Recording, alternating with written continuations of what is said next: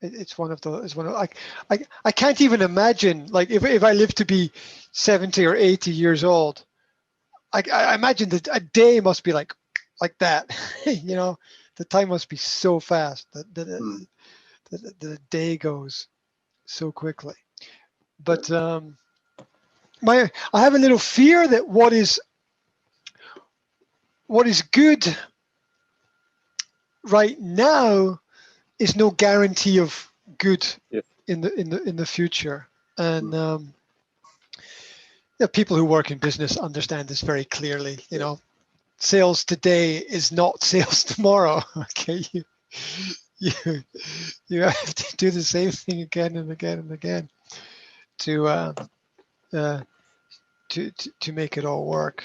But yeah, so the bottom line is I spent the last 2 weeks with my children. I'm not winning, and I don't think anybody wins in a court case. I think it's lose-lose on both sides. I think it's a terrible situation, and there's never. It means that you are still continuing with courts. Yeah, I estimate 3 to 5 years for the court case. Oh, okay. So I mean that's a real-time estimation, because it you know, you book a court case and Yes. it can take 8 weeks to get a date in court, at least 8 weeks. So it's realistically 3 to 5 years, and the learning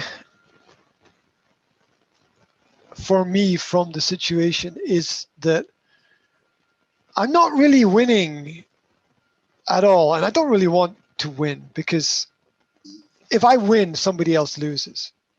Yes.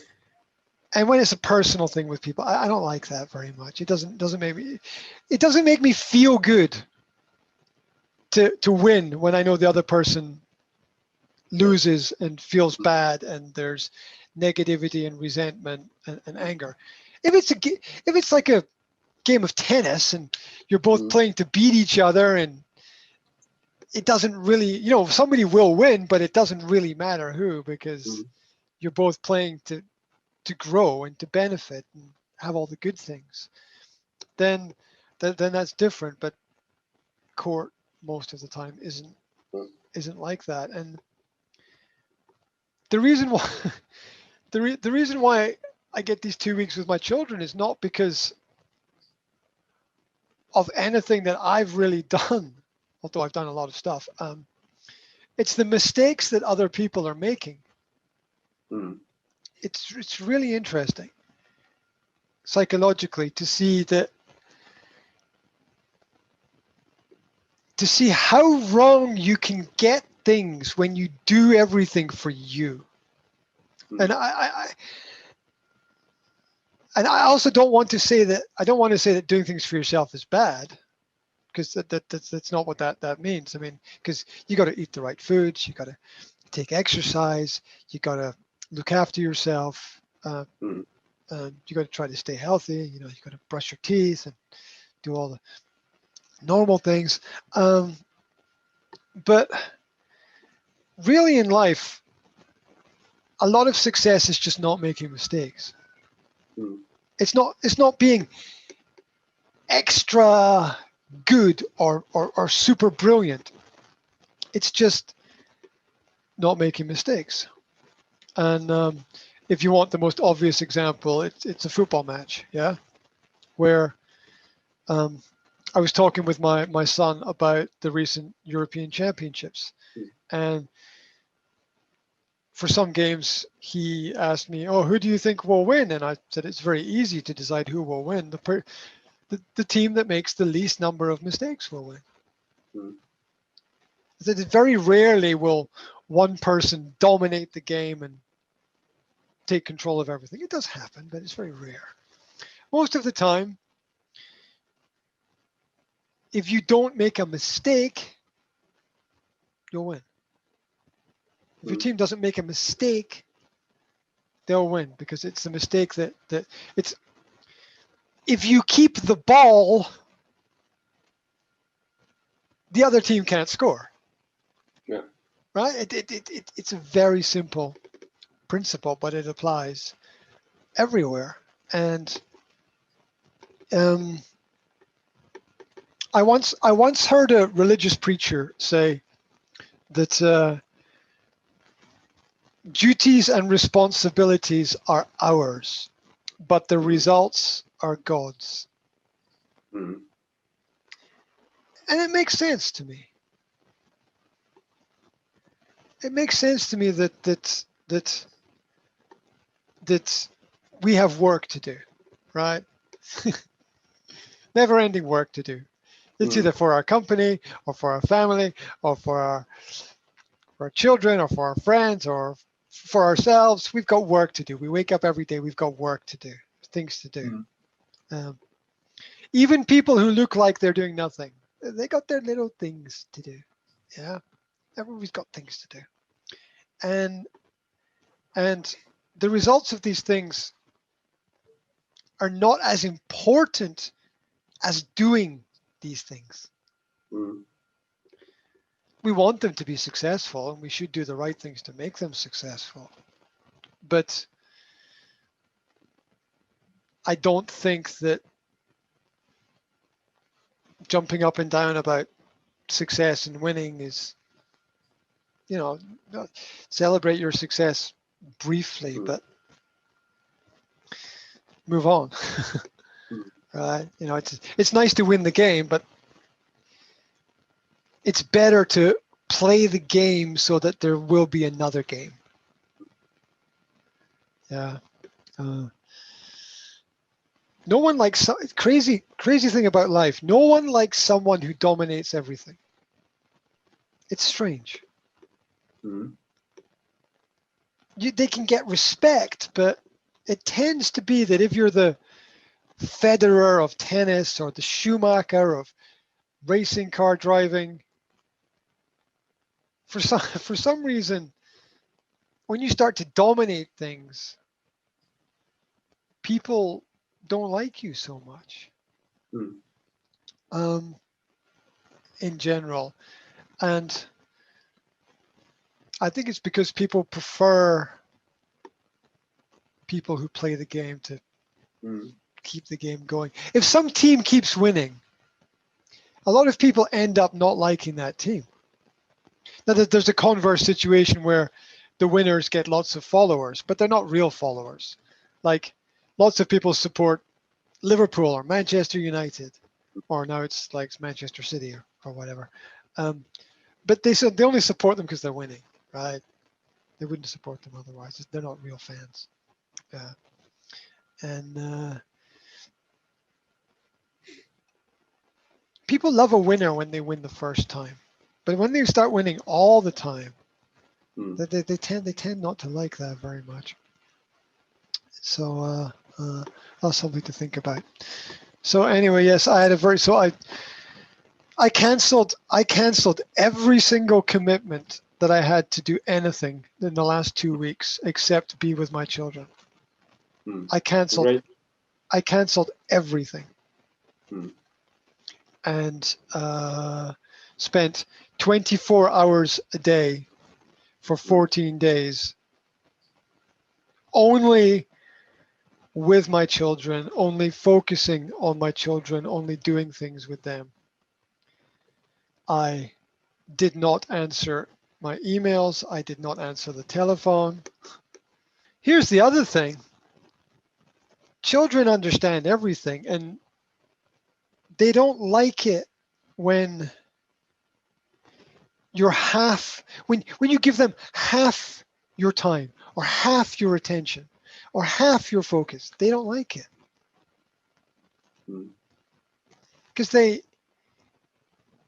they know, right? They know. And they also have to understand that adults are busy with adult things. There's bills to pay and shopping to get and food to cook and windows to clean and there's clothes to wash and there's all those things as well. But the crazy thing is that children like to be involved in everything. right? My children like washing my car. It's great. I know, well, it's win-win, right? It's win-win. They have a good time, and my car gets washed, Mm. right? And so it's a different world. It's a different way of thinking. They actually like, the things that are boring, obvious, repetitive, mundane, dull, tedious. They're all synonyms. For us, like washing clothes. Mm. If I give that task to my son, it becomes a logical thinking problem. It becomes problem solving. It's not a Mm. boring task. It's actually a problem solving task of of which clothes do I put in the washing machine, and how do I set the washing machine, and how much powder do I put in, and which powder do I use, and do I use fabric softener or not, and why do we need fabric softener, and Mm. blah, blah, it becomes a puzzle, and you don't want you don't want to be giving children puzzles with Mm. everything, but if you give it to them in the right way at the right time, it can be interesting. The same with my philosophy on cleaning, right? Which is that I don't think that children should not be asked, younger children should not be asked to clean their rooms or tidy their rooms. The adults should tidy it, the children should see them, and the adults should ask for help. Mm. That's it. That's the way to lead and show the examples to the children. And they very quickly learn that if they don't tidy up and Mm. they're not helpful, it's a really uncomfortable situation for them. Mm. They learn it very quickly. It's not exactly, if you don't help me, I won't help you, but it's always there, right? The idea is always there. Yeah. Because if you help me, maybe we'll do it faster, and then maybe I'll have more time for you. Mm. And children want time with their parents. So there's a very old classical English film, Mary Poppins. It's about a Mm. woman who looks after some children, and there's a line from the film: in every job that must be done, there is an element of fun. Mhm. And it's about finding that fun element. And children also,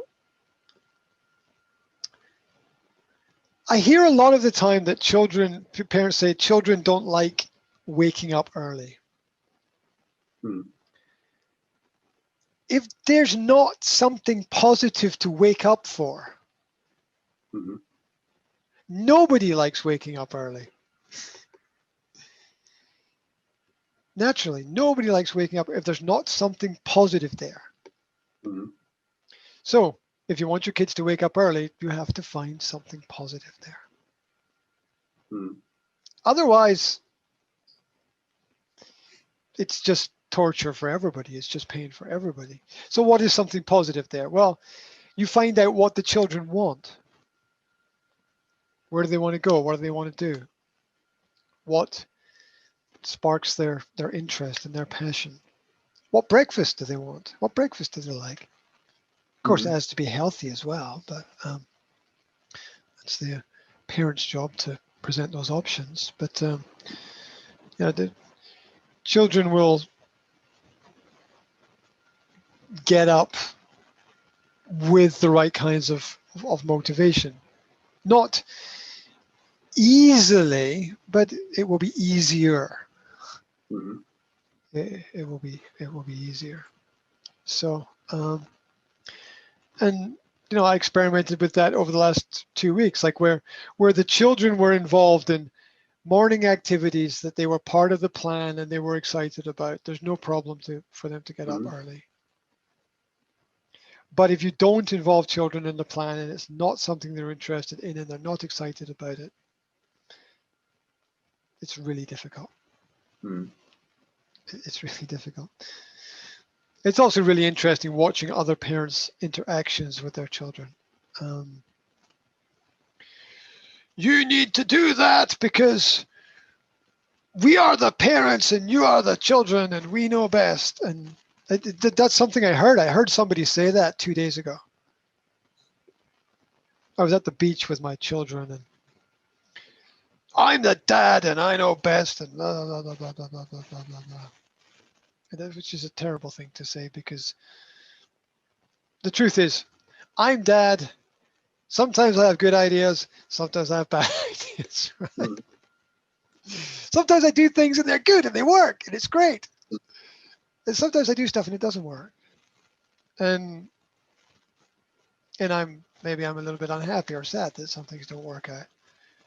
But it's being real and being open to our children about our vulnerabilities. Yeah, that we're not. I'm not. I'm not. Most children think that mom is super mom and dad is super dad, but maybe some parents are better than others. But it's always difficult for everybody. And it's not where you are, it's how far you have come that matters in that context. So for example, there are a lot of children that come from backgrounds where their parents are split up or divorced. That's really hard. Yeah. That's really hard because the background is not a perfect model. Right? It's not a good place to come from because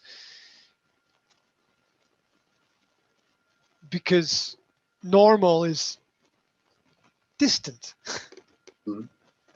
in that situation. It's really hard for it's really hard for a lot of children to bond with other people. It's hard for the children of parents who split up to bond with other people later in life because there's no model in their past for how to do it. Because the only example they have is the wrong example. Yeah, and they have to themselves create the right example, and that's really hard.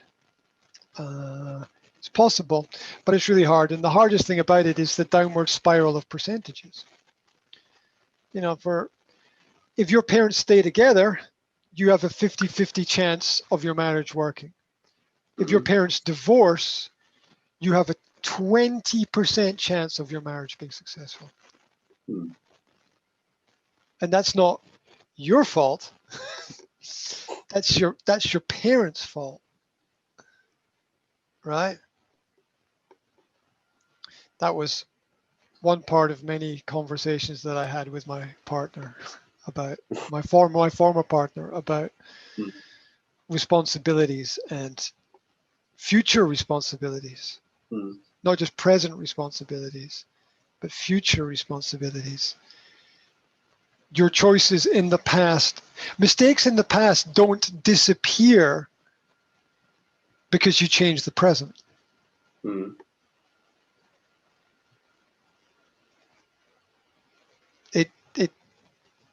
People think that you can just erase the past. There's not everybody, but there's this sort of a general belief that you can just erase the past and whoosh, wipe the slate clean and clear your desk. Start again. It doesn't work like that. Doesn't work like that at all. There's always something that we carry forward with us. And we have to be extra careful that we don't take that problem and hand that problem to our children. Mm. And how do we do that? Well, we try to be conscious and thinking and aware of not aware of making the mistake that we think that we can solve everything. There's a lot of belief that you can do everything. Or you can't. You can do anything, but not everything. That's the difference. Yeah. You can, whatever it is, you can really only do one thing at a time. Right. You really only read one book at a time. I guess super intelligent people can maybe do more, but you only really watch one film at a time. You can only really do one. Like my son said to me a couple of days ago, he was doing something. He was looking at his phone and doing something. I can't remember what. And I said, "What are you doing?" He said, "I'm multitasking." I said, "Multitasking is a lie." So you're either focused on this or you're focused on that. When you're focused on one, you can't be focused on the other. It's just not possible.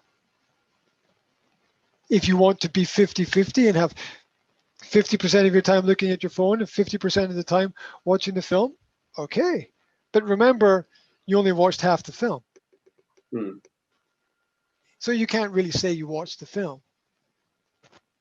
Or if you're happy with watching half the film, fair enough. Right? All these people who think they can multitask.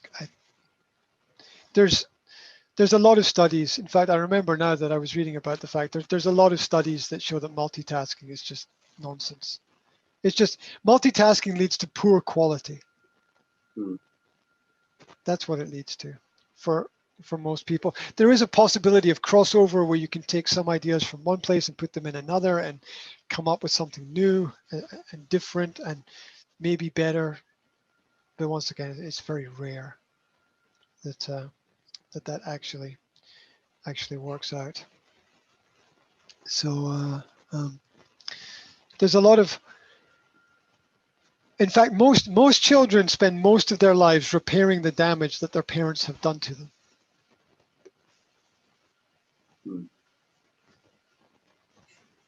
It's crazy. Most adults walking around are still repairing the damage that their parents did to them. It's something that we don't grow out of. But when we know that these kinds of problems exist, then we can be aware of them, and awareness is important. Like my son will ask me, "What do I do about this?" I will say, "Well, do you know that a problem exists there?" It's like, "Yes." I said, "Well, just observe it. Observe it. Look at it. Watch it. Understand it. Learn about it. If I tell you what to do, you'll just repeat. You'll just be another me." Right? And that might or might not be a good thing. I don't know. Right?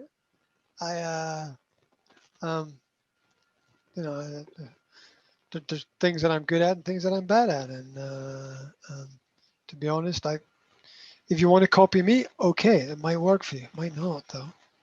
Right? We all have to be individual, and that's hard because a lot of parents are like, "I survived, and I survived like this, and you're going to survive like this too. It worked for me, so it's going to work for you." I'm not sure that that's the best way forward. Might be easier for the parents to do that, but the very old saying, "What goes around comes back around." Yeah. If you don't develop an understanding connection with your children when they're very young.